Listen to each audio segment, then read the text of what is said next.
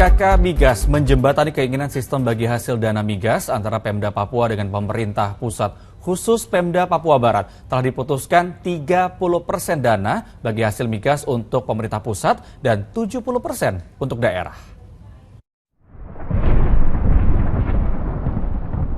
LNG tangguh.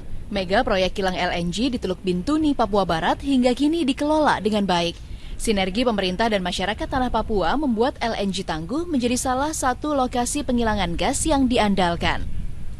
Dalam rangka sosialisasi otonomi khusus dana hasil migas di Papua Barat, SKK Migas wilayah Papua dan Maluku menggelar diskusi di Manokwari, Papua Barat, Senin sore. Demi kesejahteraan rakyat Papua, Pemda Papua Barat telah mengesahkan Perdasus dana bagi hasil melalui sidang paripurna DPRD Papua yang digelar 20 Maret 2019 lalu. Aturan bagi hasil minyak awalnya 85% untuk pemerintah pusat dan 15% untuk dikelola pemerintah daerah.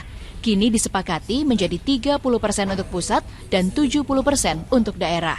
Sedangkan untuk gas yang awalnya 70% untuk pemerintah pusat dan 30% untuk pemerintah daerah, kini menjadi 30% untuk pemerintah pusat dan 70% untuk pemerintah daerah.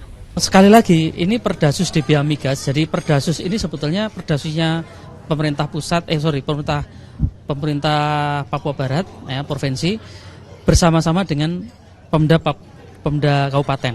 Tentunya ada bagian dari porsi yang harus dikelola pemerintah, tapi ada porsi yang memang harus turun langsung ke masyarakat. Hanya numpang lewat saja, langsung ke masyarakat adat sendiri yang mengelola. Hingga kini juga masih dipikirkan pemerataan pembagian dana hasil migas antara wilayah penghasil dan wilayah terdampak, serta kepemilikan sumur dan area migas. Utamanya Kabupaten Bintuni, Papua Barat yang masih menggodok badan yang akan mengawasi dana bagi hasil migas di Papua Barat. Kiki Maidila dan Dedi Sunandar melaporkan dari Manokwari, Papua Barat.